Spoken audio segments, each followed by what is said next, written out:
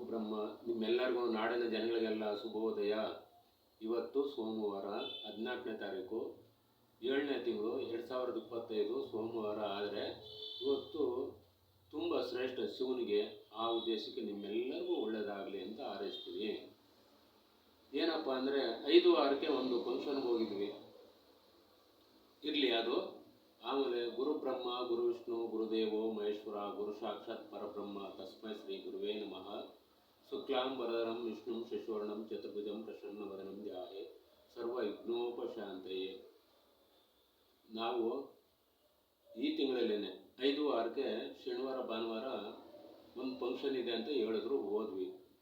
ಅಲ್ಲಿ ಹೋದಾಗ ಅಲ್ಲೇ ಗುರುಗಳು ನಮ್ಮನ್ನ ನಿಂದಿಸಿದ್ರು. ಯಾಕೆ ಬಂದ್ರಿ, ಅಲ್ಲಿ ಕೂತ್ಕೊಳ್ಳಿ, ಇಲ್ಲಿ ಕೂತ್ಕೊಳ್ಳಿ, ಇಲ್ಲಿ ಯಾಕೆ ಬಂದ್ರಿ, ಅಲ್ಲಿ ಯಾಕೆ ಬಂದ್ರಿ. ಇದು ಹೇಳೋ ಪದ್ಧತಿ ಇಲ್ಲ. ಯಾಕೆಂದರೆ ನಾವು ಆಲ್ಮತಸ್ಥರೇ, ಅವರು ಆಲ್ಮತಸ್ಥರೇ. ಅವರು ದೊಡ್ಡದಾಗಿ ಬೆಳೆದಿರ್ಬೋದು, ನಾವೇನು ಕುಲದಲ್ಲಿ ಏನು ಕಡಿಮೆ ಇಲ್ಲ. ಆ ಭಗವಂತನ ಸೇವೆ ಮಾಡಿಕೊಂಡು, ನಮ್ಮದು ಚನ್ನಪಟ್ಟಣ ಬೀರಪ್ಪ, ದೊಡ್ಡ ಬೀರಪ್ಪ ಅಂತ ಹೆಸರು, ತೊಟ್ಲಿರಾಮ ಅಂತಲೇ ಅಲ್ಲೇ ಮನೆ ದೇವರಿದೆ. ನಾವು ಆಲ್ಮತಸ್ಥರಾದ್ಮೇಲೆ ನಮಗೂ ಒಂದು ಜಾಗ ಇರಬೇಕು ಬೇಡವ. ನೀವು ಹೇಳಲಿಲ್ಲ ಅಂದರೆ ನಾವು ಬರೋದಿಲ್ಲ. ನಮಗೂ ಒಂದು ಗೌರವ ಇದೆ. ನಾವು ನಾವು ಹೋಯ್ತೀವಿ ಬರ್ತೀವಿ. ನೀವು ಕರೆದ್ರೂ ಸಂತೋಷ, ಕರೀಲಿಲ್ಲ ಅಂದರೂ ಸಂತೋಷ. ನೀವು ಅದಕ್ಕೆಲ್ಲ ನನಗೆ ಕೇಳೋದಿಲ್ಲ. ಏನೋ ಸಿದ್ದರಾಮಯ್ಯ ಬರ್ತಾನೆ ಅಂತ ಉದ್ದೇಶಕ್ಕೆ ಬಂದ್ವಿ, ರೇವಣ್ಣರು ಬರ್ತಾರೆ ಅಂತ ಹೇಳಿದ್ವಿ, ಅದಕ್ಕೂ ಬಂದಿದ್ವಿ. ಫಸ್ಟಕ್ಕೆ ಅದು ಬಿಟ್ಟರೆ ಇನ್ನೇನು ನಿಮ್ಮ ಹತ್ರ ಭಾಗ ಕೇಳೋಕ್ಕೂ ಬರೋದಿಲ್ಲ, ದುಡ್ಡಿಗೂ ಬರೋದಿಲ್ಲ, ಯಾತ್ಯಾತ್ಕೂ ಬರೋದಿಲ್ಲ, ಯಾವ ಫಂಕ್ಷನ್ಗೂ ಬರೋದಿಲ್ಲ. ನಮಗೂ ಒಂದು ಸ್ವಾಭಿಮಾನ ಇದೆ.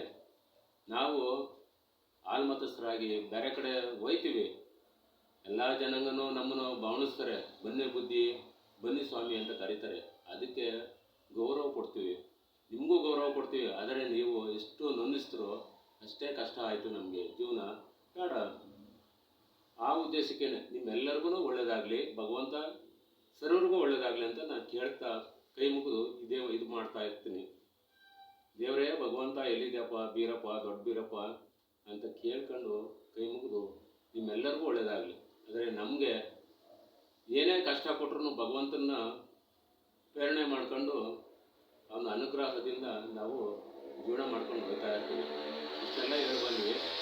ಓಂ ನಮೋ ಶಿವಾಯ, ಓಂ ನಮೋ ಶಿವಾಯ, ಓಂ ನಮೋ ಶಿವಾಯ ಅಂತ ಪ್ರತಿಯೊಂದು ಅಕ್ಷರದಲ್ಲೂ ಭಗವಂತ ಇದ್ದಾನೆ ಅಂತ ನಮಗೆ ನಂಬ್ಕೊಂಡಿದ್ವಿ. ಆ ಭಗವಂತನೇ ನಮಗೆ ಕಾರಣ ಇರ್ತದೆ. ಆಯಿತು, ನಿಮ್ಗೆಲ್ಲರಿಗೂ ಒಳ್ಳೆಯದಾಗಲಿ. ಶುಭೋದಯ.